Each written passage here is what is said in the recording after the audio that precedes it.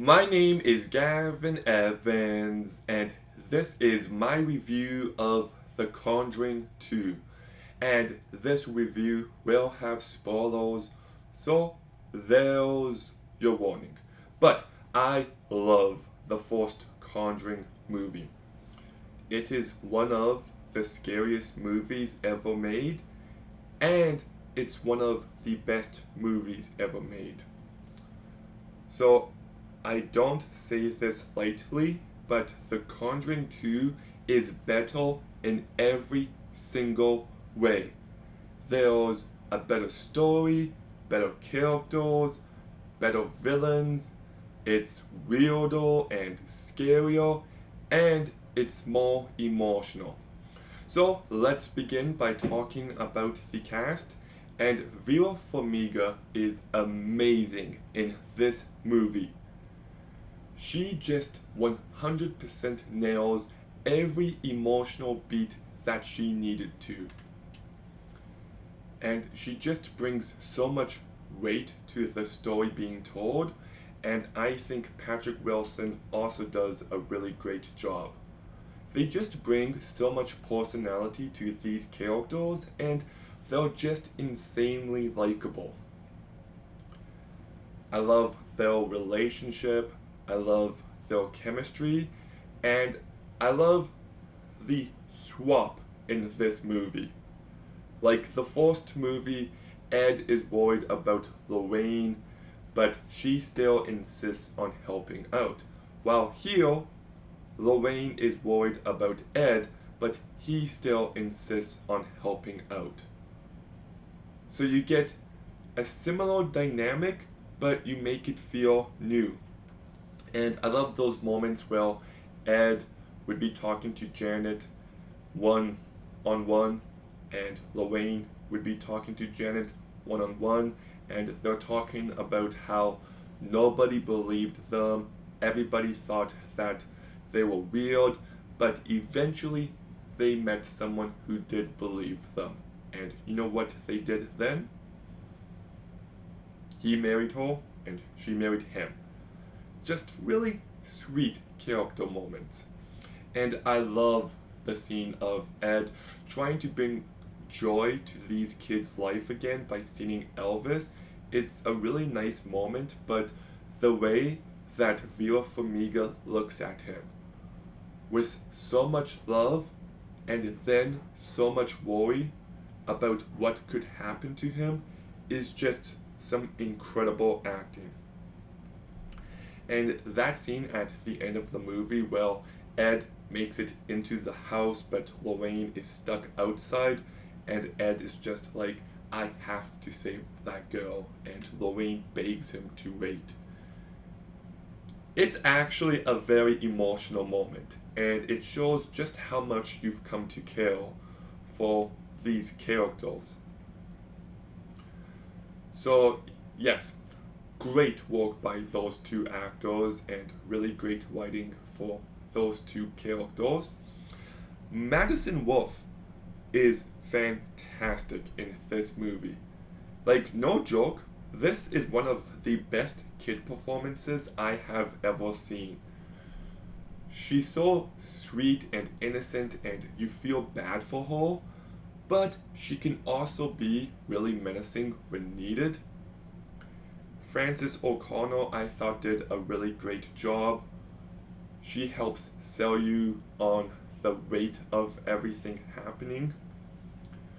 Bob Adrian as Bill Wilkins, I thought had a real menacing presence to him.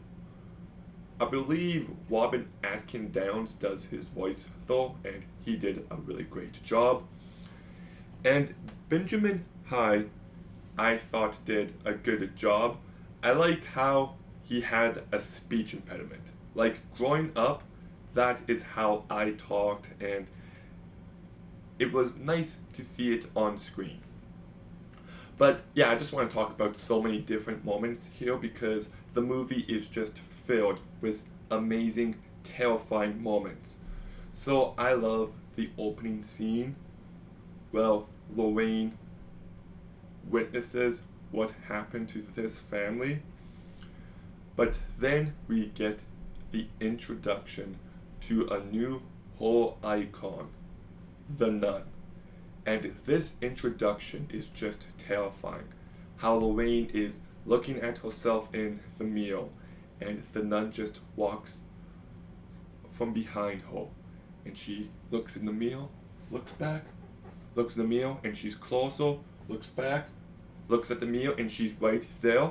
The way that the camera plays around with what you can see there is just a brilliantly directed moment, and that line, that's as close to hell as I ever want to get. Just what a way to begin this movie. You know, the first movie had Annabelle, you had big shoes to fill, and this movie managed to do it. And one scene that I love early on is when Janet is speaking to herself as Belle and Janet in the bedroom. And the sister's just like, what are you doing? Wake up! And then she is right next to the sister's bed and she's just like, go away! And then in the dark corner, you hear Bill's voice. This is my house.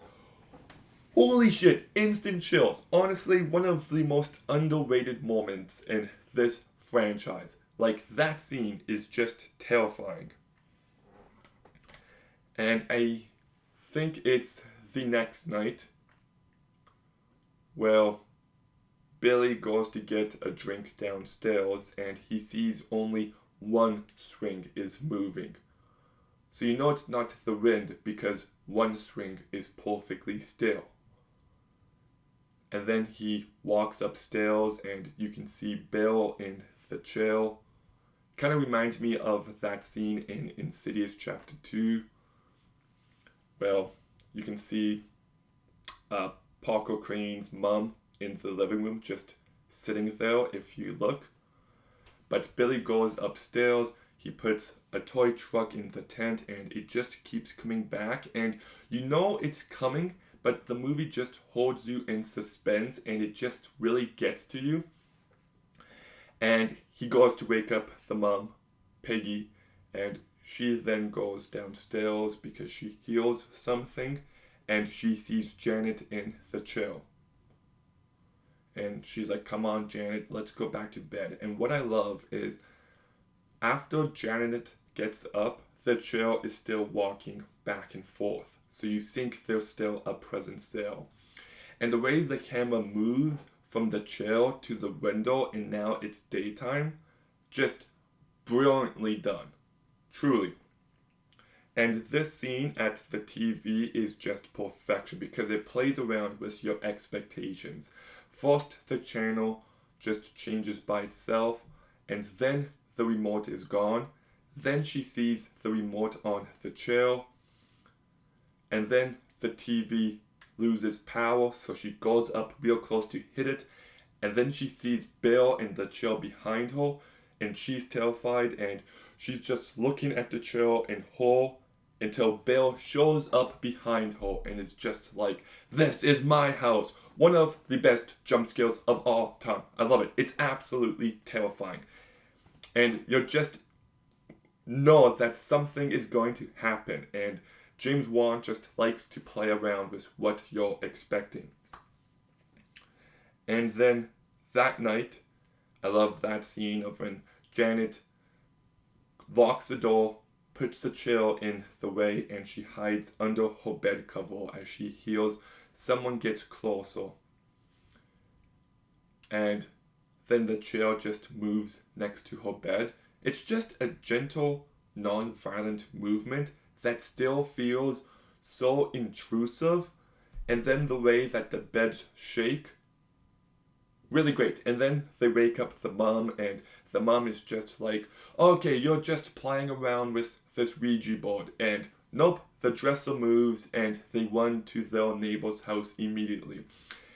And that's a nice funny moment because everyone's like, why don't you leave? And I like how the ghost doesn't hide from showing himself. The mom sees it, the police see it. The issue is that there's nothing they can do. They are helpless against such a supernatural force. So the movie's just terrifying, but then we get one of, if not the scariest moment in movie history.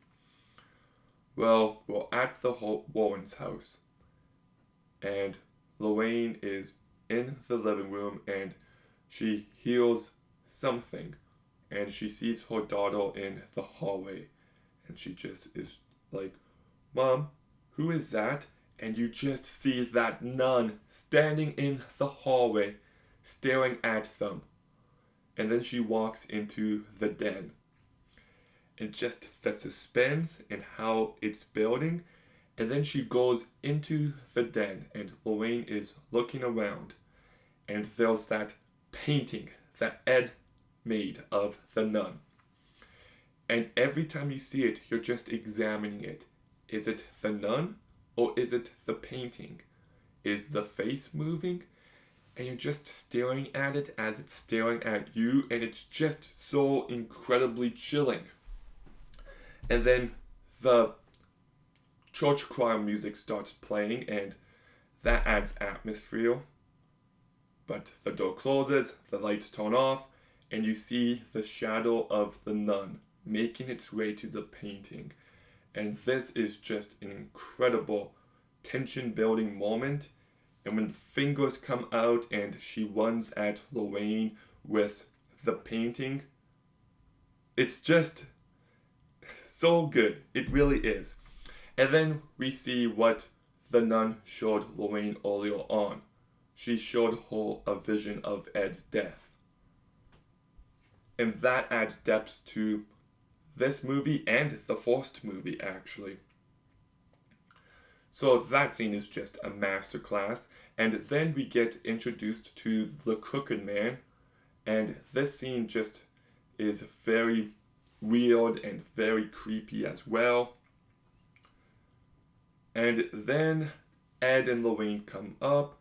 There's a scene where Ed is talking to Bill and Janet is sitting on the chair, but she's blurred out. And there just comes the point where you can tell Janet is no longer there, but it's Bill. And the visuals in this moment are just incredible. And once again, Bill's voice is just so creepy. And I do love the debate that some of the characters have, whether or not this is real or fake. It just gives this movie a compelling intellectual aspect to it, I would say.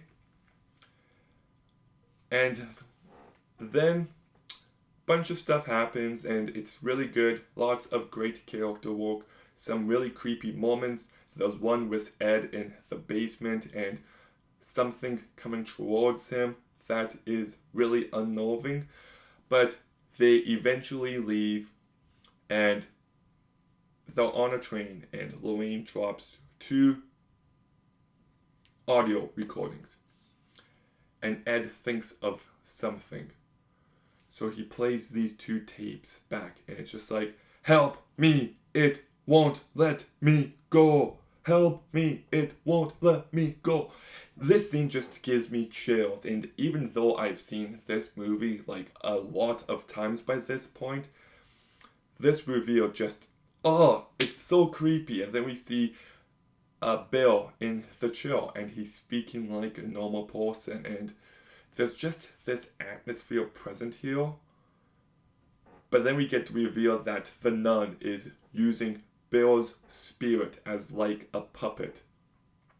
And this scene is just really effective. By the way, I forgot to mention it, but I love the scene earlier on where Bill uses Janet like a puppet with the jump rope strings she has. But anyway, so they go back to the house, and like I said earlier, that scene with Ed and Lorraine is very emotional, but I love when Ed is inside the house and he gets hit with the steam. So he just can't see properly. Everything is blurry. And it just builds tension so incredibly well that we know there's something there, and like the ghosts are playing games with him. And he goes up to the tent and he sees the Crooked Man toy. And then the Crooked Man is right there.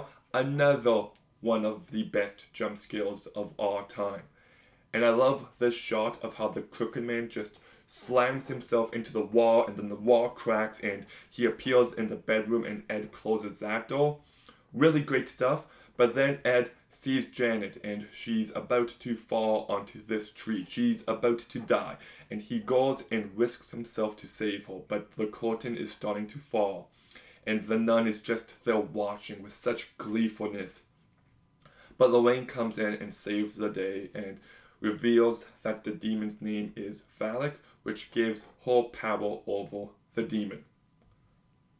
And that is actually a real belief. So I like how these movies can feel very fantasy, but there is a belief system to them.